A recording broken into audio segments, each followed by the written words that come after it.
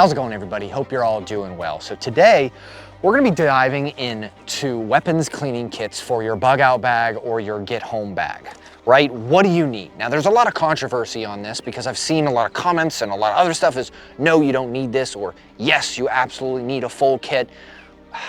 And I would say it's somewhere in the middle, and that's what I've been using for many years. And we're gonna kind of discuss that. So first off, bug out bag, get home bag. What do I mean by that?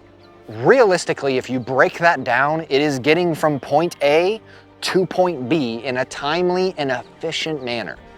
That's what a bug out bag or get home bag is. Bug out bag is like you're at your home and you're going somewhere else to safety. Or a get home bag is you're somewhere else and you're trying to get back home to safety. So there's been arguments of like, hey, I'm not gonna be out long enough. And yes, this got to tailor into your own Met TC, where it goes and why do you need it. But diving into it for a long range or long-term situation, let's say, I do carry a very small minimal kit.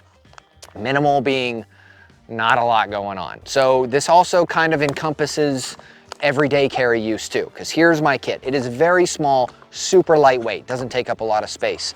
But also here's a bit kit and a Leatherman. These are always on me. At least this is in my everyday bag and this is on me every day. So in essence, these items are gonna be along with it, which is also maintaining a weapon system, whether it be a pistol or a rifle. So let's dive into pretty much the initial first thing is I have it double bagged because there is CLP in here, which we'll get to. And if you know, you know, because things like to just randomly explode. And when they explode in your bag, it's just, it's such a pain. And that's bug spray, that's like anything, you know, anything that can do that. So the first thing I'm gonna pull out of here is Loctite or thread locker. I don't think this is a proper brand for Loctite, but thread locker of some kind. And I mainly use this on other people's rifles and items because most folks do not Loctite their equipment on rifles. Now, I've been guilty of it too. If I put on a new system and I'm testing it out and then all of a sudden it gets pushed into a training environment and I'm like, man, this thing's super loose on me. I must have forgot to put thread locker on it. So there you go. I recommend carrying it. Do you need it?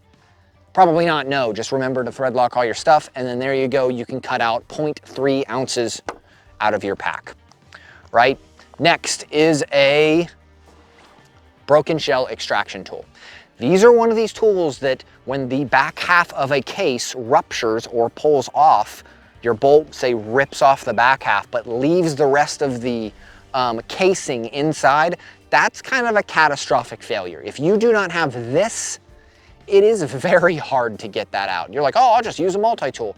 I would love to see you try, because it's very hard. Not saying impossible, but it's so much easier just to drop this in, throw it in there and pull it out. Now, it doesn't happen very often, but it's one of those things, when it does, it's kind of catastrophic. It's like my rifle is down, like down hard. I need one of these.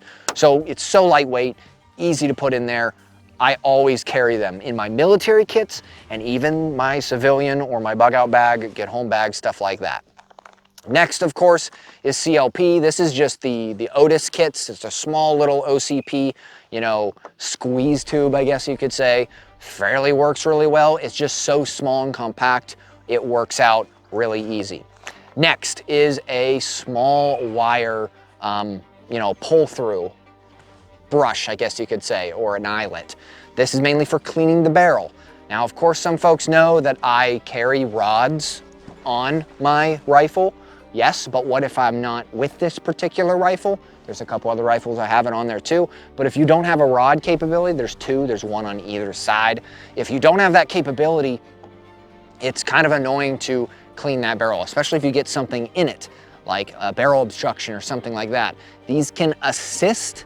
They're not the greatest. Rods are my preferred method, but for cleaning, those work out really well. Lastly, the two things that are in here, which is kind of fairly common sense, is patches for rod and for that wire brush, and then a small rag, right? Just to wipe it down, the internals, get your CLP on there, if it's completely pouring rain on you, you can at least attempt to wipe it down and prevent a little bit of rust, right? Or that long-term capabilities. Now, of course, like I said, the bit kit is here. That can maintain a lot of the stuff on here, along with my multi-tool, and that's about it. There's not a lot of heavy stuff in this kit. Now, some people, again, are going to argue and say, well, it's not necessary. That's fine. I'm just giving you my opinion and what I often keep here, because it has worked out in my military career as well. I pretty much carry almost an identical kit when I go out to the field for the military use, because the thing that gets used the most is Loctite, because everybody forgets to do all that stuff to their rifles. But aside from that, this is what I carry in my kit. It works fairly efficiently. So if you guys like this kind of stuff, I'll try to put the links to some of these items, if I can find them, in the description box below for easy use. You just click on the link and there it is. But this is my idea behind having a small kit, which I've used for several years. This is what I use. It may not be the best, but it's what I use here. I'm sharing that information with you. If you guys think of something that I should probably put in here that I don't have, please use the description or the comment section below and let me know, hey, I think you should put this in there. Or hey, I don't think you should have that in there. You know, it's a conversation type. We're learning from each other. That's the whole point of YouTube, is literally me providing information what I'm using. Doesn't mean it's right, or doesn't mean it's perfect, but then you also provide what you have learned in your experiences. That's how I view YouTube. It's not like this super perfect person on the other side of the camera like, I know everything. I don't. I'm just a normal dude going through life and stuff through the military and trying to be reasonable with, like, smart about things. Doesn't mean I know everything. Absolutely not. So if you guys have stuff to say, definitely say it. I greatly appreciate it. So other than that rant, I guess, have a great day.